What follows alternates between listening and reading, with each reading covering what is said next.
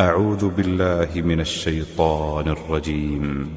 بسم الله الرحمن الرحيم. لا أقسم بيوم القيامة ولا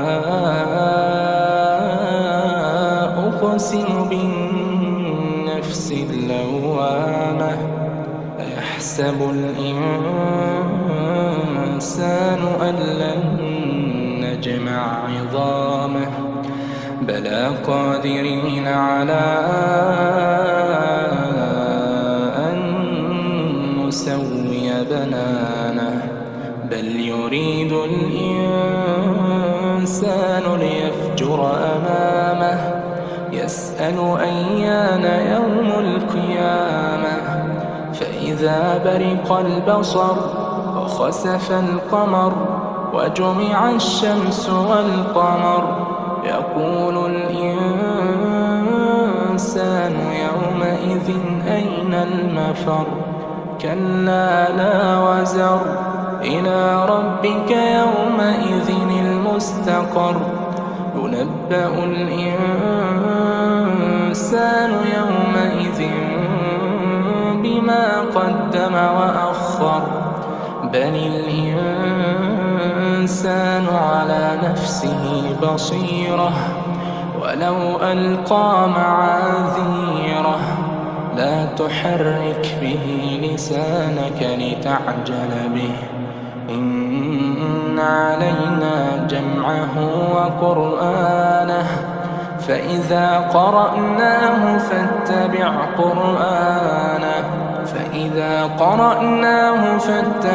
قرآنه ثم إن علينا بيانه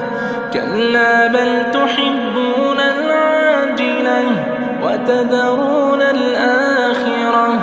وجوه يومئذ ناظرة إلى ربها ناظرة ووجوه يومئذ باسرة تظن أن يفعل بها فاقرة كلا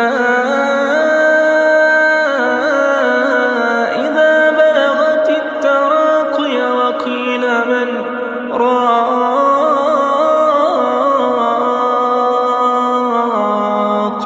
وظن أنه الفراق والتفت الساق بالساق